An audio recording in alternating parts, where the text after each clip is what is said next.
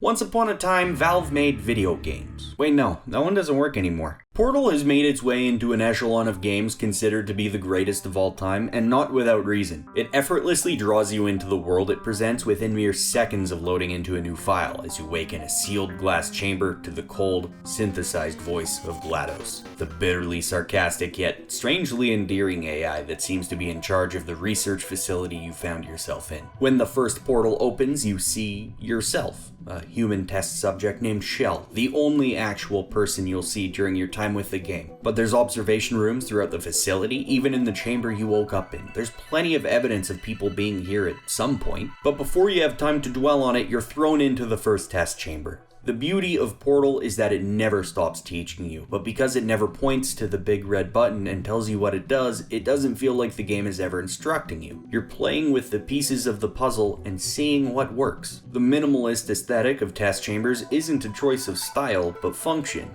Every level presents each of the pieces in a clear way, so you always know what you're working with, and it's up to you to figure out how they fit together. Portal is, at its core, a game about solving puzzles by manipulating space, and cluttering that space would only obfuscate that objective. The mechanics themselves are actually pretty sparse. There's buttons, cubes, ball shooters and receptacles, turrets, and of course, portals. It's not common for a mechanic on its own to have so much depth and utility that playing with it and learning how it works can be engaging, but I don't think there's ever been a person who hasn't done exactly that after they unlocked the second portal. During the 19 test chambers, GLaDOS tasks you with understanding how these pieces interact with one another and the ways you can manipulate each of them with portals. The further you get, the more she seems to vaguely loathe you.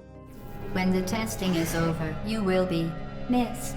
Now, if half of what makes Portal great are the bomb-ass puzzles, the other is the bewitching character of GLaDOS. From the very beginning, you're never given a reason to outright distrust her, but her strange demeanor leaves you questioning everything. Obviously, I'm part of an experiment, but what is it?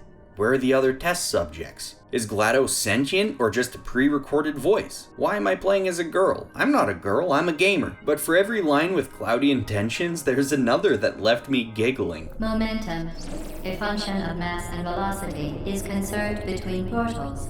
In layman's terms, speedy thing goes in, speedy thing comes out. Your first clue that something is actually wrong comes in the form of hidden rooms. Behind the walls of the sterile test chambers, an unseen character has taken refuge in the cold, industrial recesses of the facility you found yourself in. Some rudimentary furniture, half-eaten food, and walls covered in the scrawlings of a madman. The cake is a lie. Long before being a dead internet meme was a ghastly warning that the reward at the end of the 19th and final chamber isn't what it seems.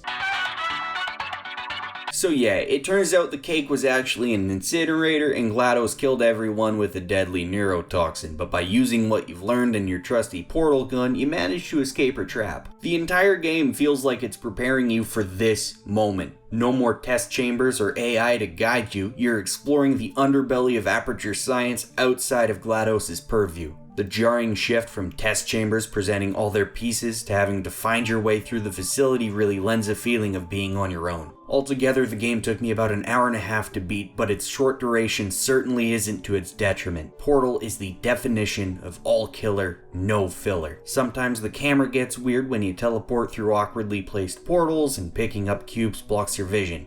That's it.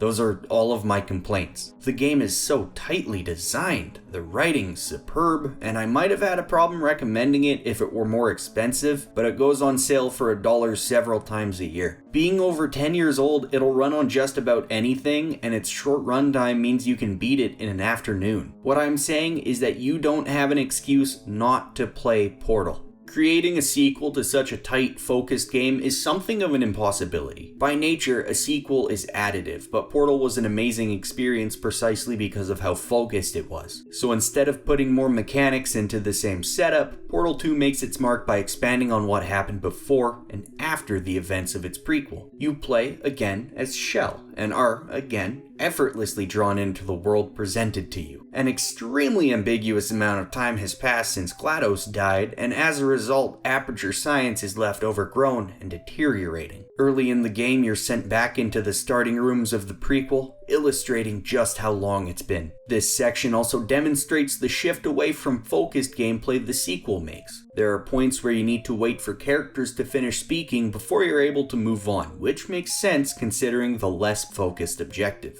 In Portal, you're just told test and left to your own devices, whereas in Portal 2, your goal is to escape. How?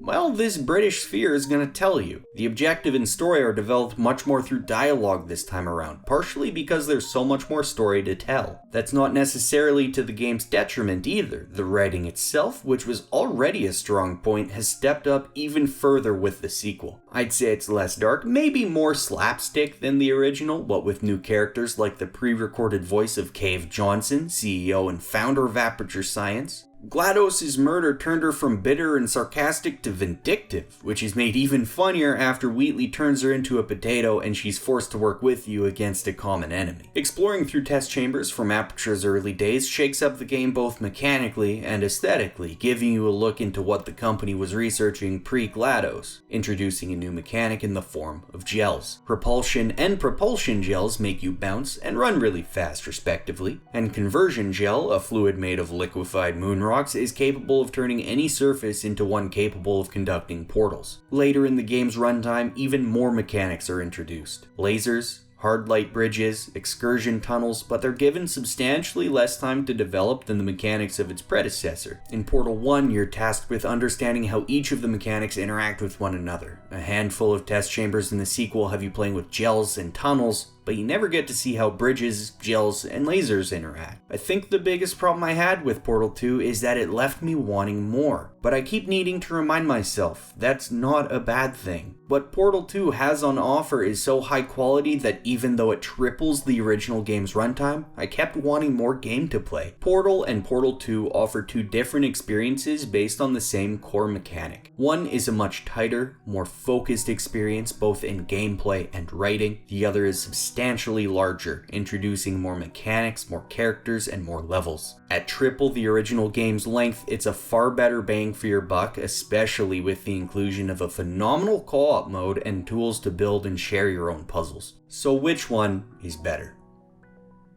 I don't fucking know. Play them both, you dope.